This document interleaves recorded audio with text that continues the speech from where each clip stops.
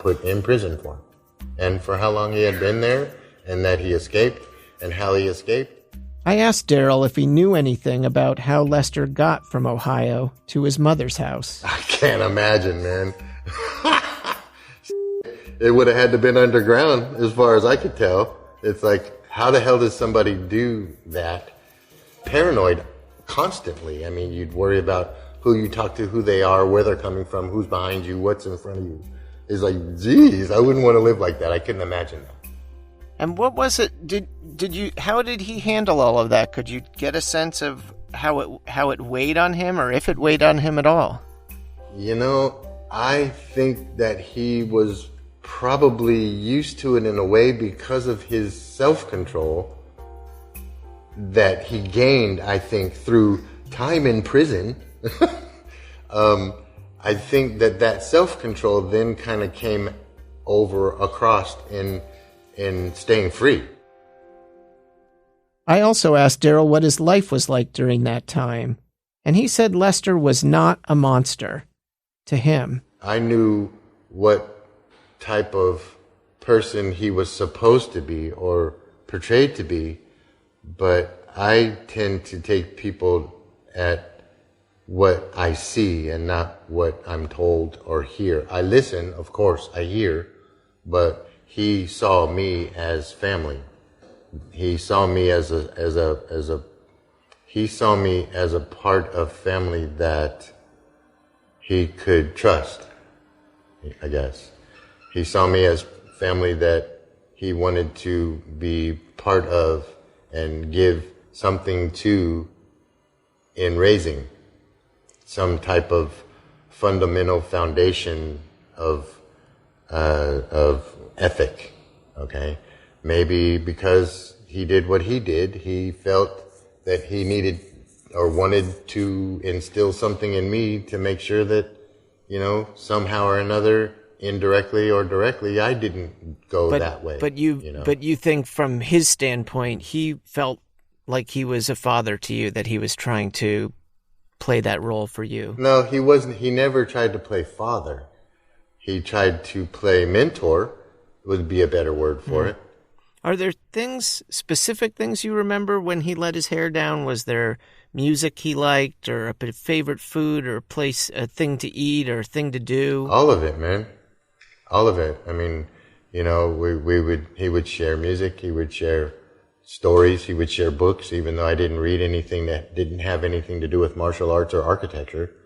He would share artistic ideas and things. He would share, just different ways of doing things. He would share things with martial arts. He would share just things about life in general, For me, he was a mentor. He was a teacher. He was a philosopher. He was an artist.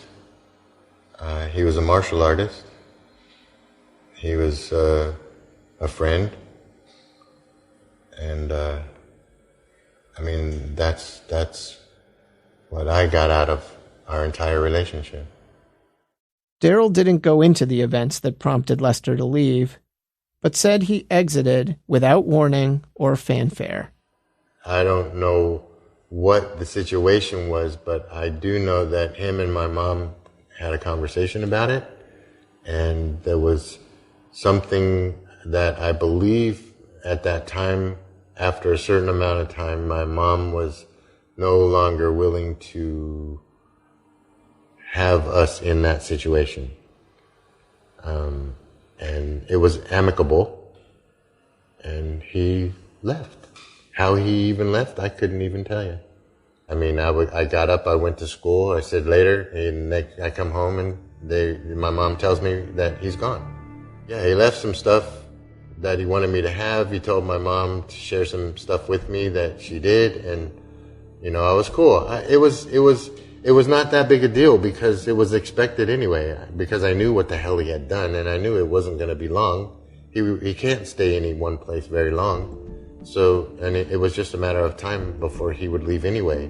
So I got, everything he wanted to give out of that relationship, I got as much as I could. And when he was gone, I was okay because I remembered what he taught me.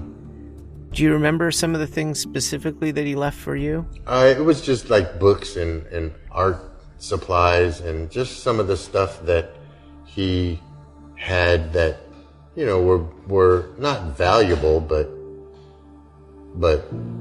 I mean, in his situation, it was valuable to him.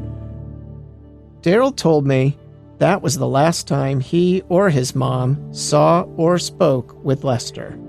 And after he left, that was it? Or do you think there were periods of time where your mom may have heard from him? I don't think so. I'd never heard of anything. My mom and I my mom was very honest with me. She didn't hide things from me. That's how she raised me. So if he would have contacted her, she would have told me. I would have known about it. Daryl said he's as astonished as everyone else about how Lester escaped from the Ohio penitentiary. And I'm like, well, damn, that was kind of stupid of them to give somebody like that a furlough. Who gives a shit if they're a good convict? Good for you. You're in a controlled environment where you're told what to do, when to do it, how to do it, who to do it with, and anything else is not happening. So yeah, of course, he's a great guy there. Why would you give somebody like that a furlough, man? What do you think he's going to do? He's going to disappear? Oh no, he's going to go back to that, 3x6 cage that he's in? Give me a break. Who the hell wouldn't do what he did? He figures Lester is probably dead, but if he's still alive, he won't ever be caught. If you were looking for Lester now, what do you think happened to him? Where did he go? What did he do? What would be your guess as to what was next for him? Dude, if he's alive, I would be surprised as hell. I mean, come on. You know, it's like with his personality and his, you know, his just physical stature and he had to end up getting in some kind of trouble with somebody somewhere.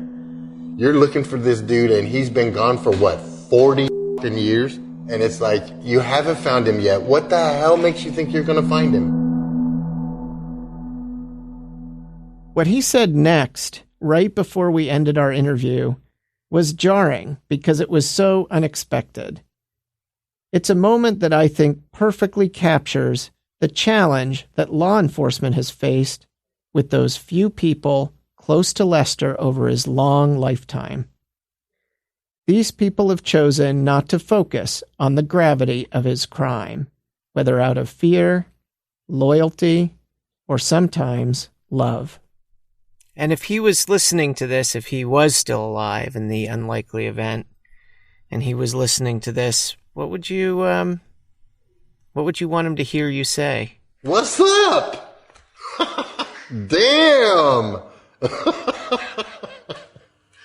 That's it, man. I mean, you know, it's like, wow. I just don't believe it. You know, but it is, apparently it's true. And I mean, hey, I wouldn't know what to say, to be honest with you, other than that. Talk to him right now. Well, I mean, you know, like I said, I'd say, hey, what's up? How you doing? You know, I know life's probably been hard, but, you know, I hope it's been okay.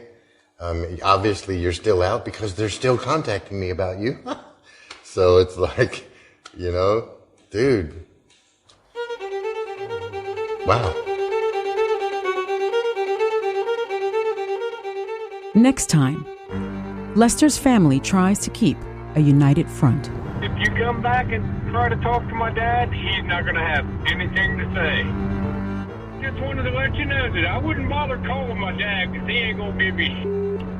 But there is someone from Lester's past who wants to help the Marshalls, and we're about to meet him.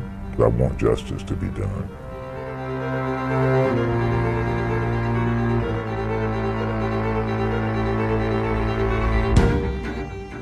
We've compiled photos of Lester Eubanks, including an age progression sketch showing what the U.S. Marshals believe he may look like today on abcnews.com/thisman. You can also find a lot of additional content on the case there, and we'll be updating the page as news warrants.